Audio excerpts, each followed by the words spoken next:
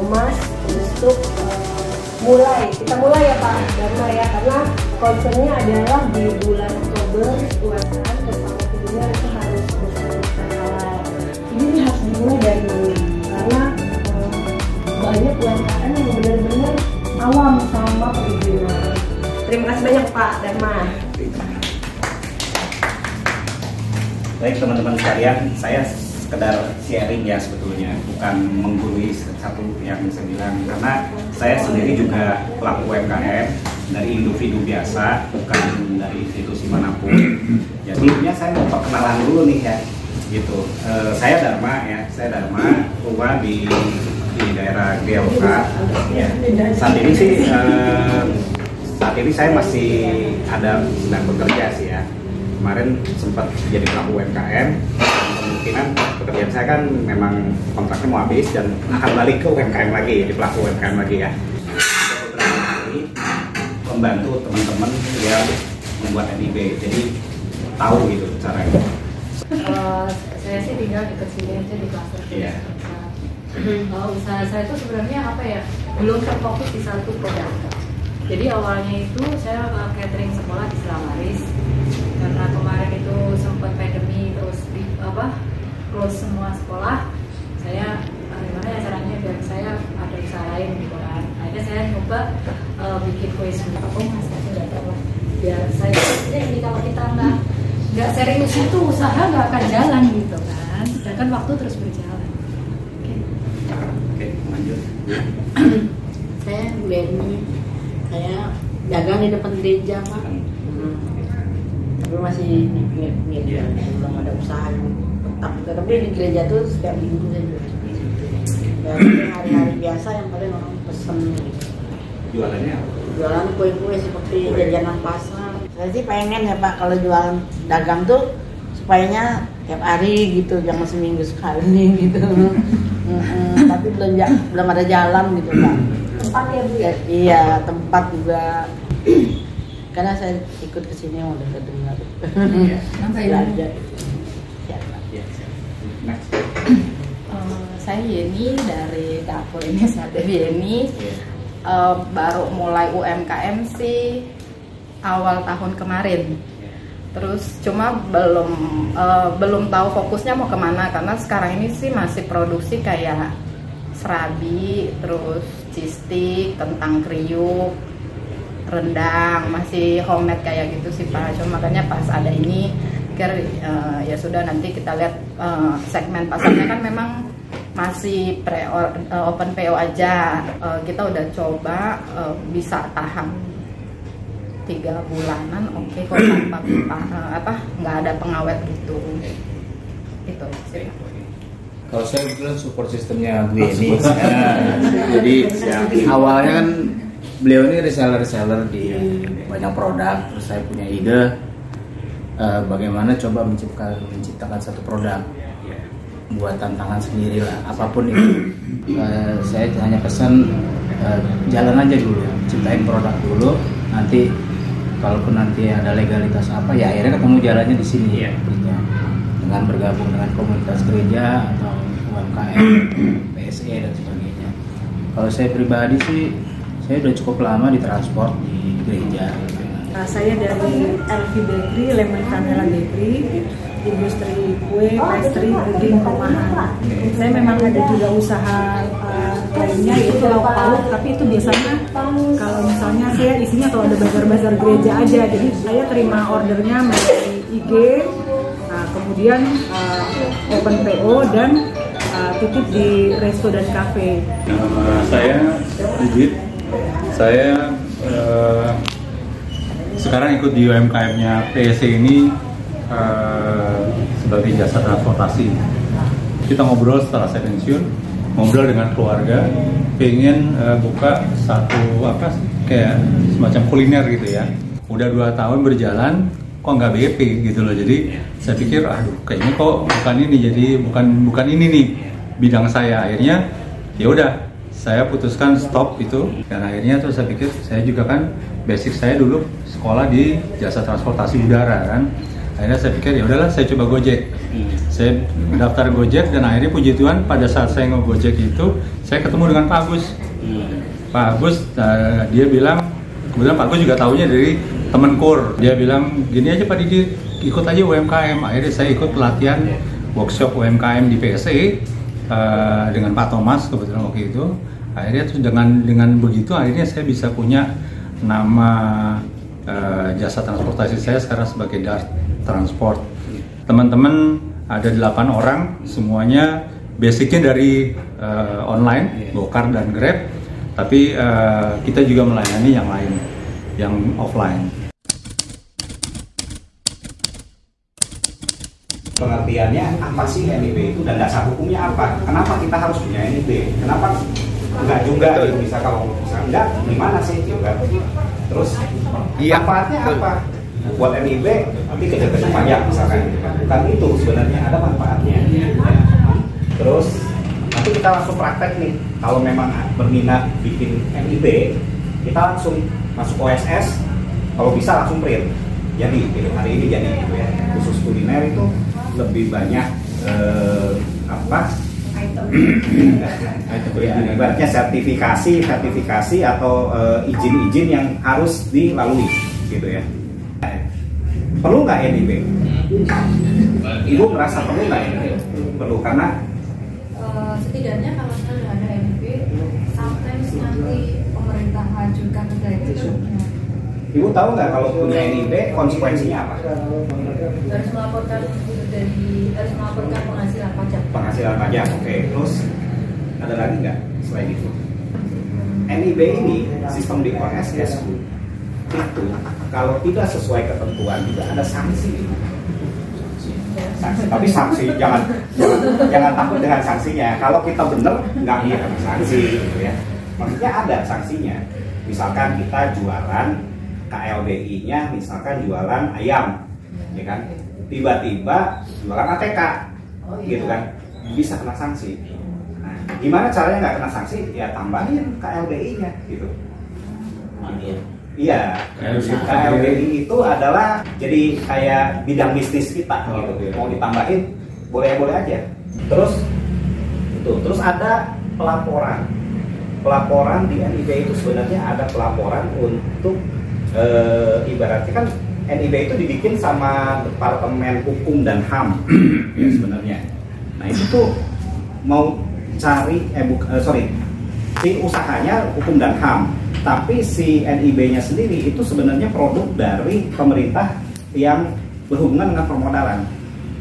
Jadi mau mendeteksi permodalan dari setiap pengusaha-pengusaha di Indonesia, dan itu ada laporannya di dalam si OSS-nya itu ada menunya.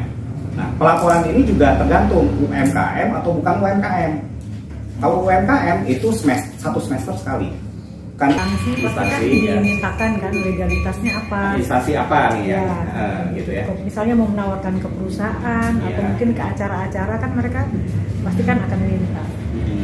Oke, bisa. Jadi untuk supaya kalau skalanya lebih besar gitu kan, ya otomatis kan berhubungan dengan investasi atau mungkin butuh modal ke bank, gitu kan? Ke bank itu nggak bisa kita coba ya datang gitu, mau pinjem kredit gitu, nggak bisa. Pasti ada surat menyuratnya. Nah, salah satunya itu NIB, gitu.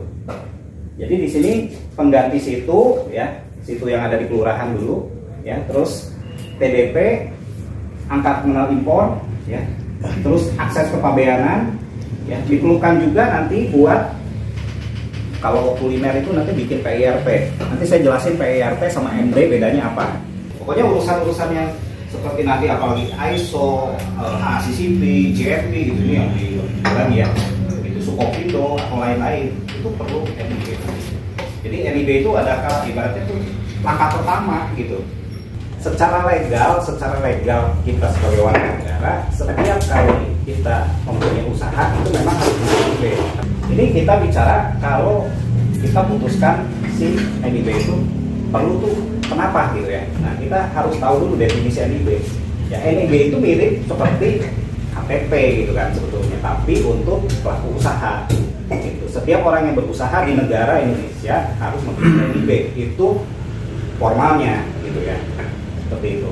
Terus NIB ya dijalankan oleh pelaku usaha itu sesuai dengan perundang-undangan yang ada di dalam Undang-Undang Hak Cipta ya.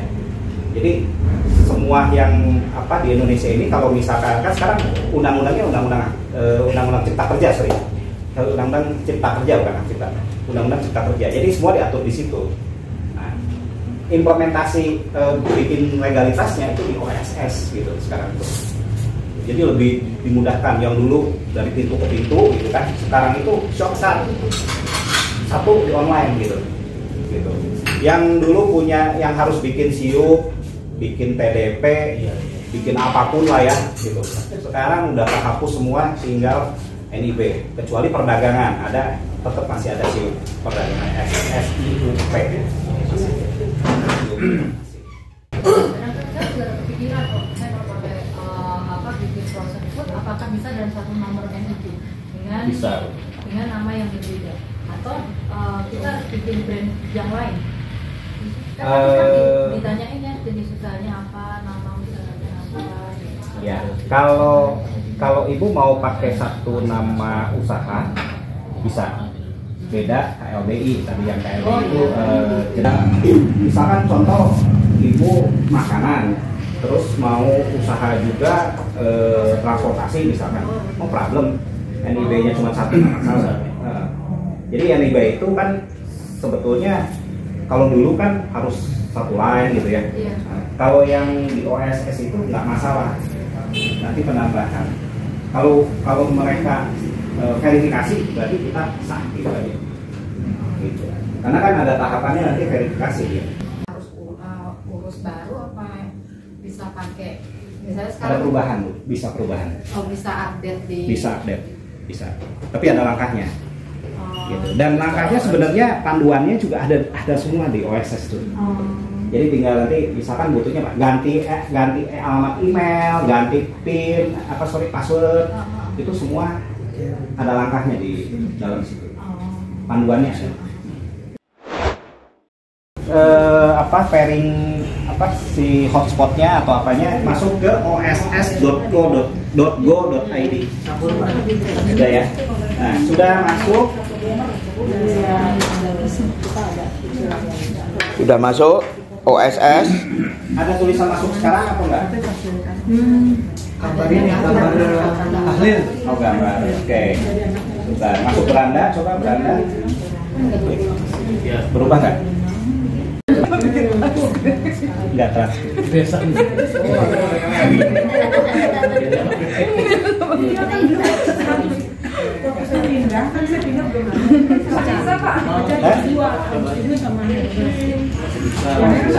Oh, lanjut dulu bisa. Nah, terus setiap bulan pasti ada. Lanjutin. Setiap bulan bisa jual. Geser dulu. Lanjut. Wah, ini selesai ya ini ya berarti ya. Oh, informasi apa ini? yang ada tulis sektor Status yang di industri situ yang hijau tadi itu, Pak. satu lini produk. Bu Keti langsung laporan nih kayaknya. Lolos. Bu Keti. Nanti Nggak mau? nanti Bu Yedi sambil pegang ya Bu. Ya, serah terima. Loh, kan kegiatan kita itu memang harus terdokumentasikan terus.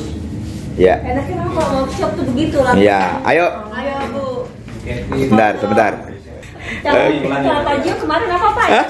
Like Jempol. Salam jempol. Ayo, monggo silakan. Salam jempol. Iya, NIB ini diserahkan. NIB diserahkan dari latihan kita sore pada hari ini. Hari Sabtu tanggal 16 Maret. Oke, sukses atas nama Bu Yeni. Usahanya adalah Dapur Inisiatif Yeni. Oke, selamat. Sukses ya Bu. Ya, Bu Keti, ayo Bu Keti maju Bu. Iya, ikut ke situ dong. Pembinanya. Nah, ini pembina. Ini ngeprint NIB yang kedua. Pempunyaan Pak Mulyono dari Bejo Mie Ayam. Aku jalur banyaknya aku ya Pak. Iya, aku nanti minta satu lagi. Iya, ini berhasil lagi juga kedua ini ya. NIB kedua. Iya, angkanya jauh saja supaya tidak dicontek. Monggo Bu Keti, silahkan.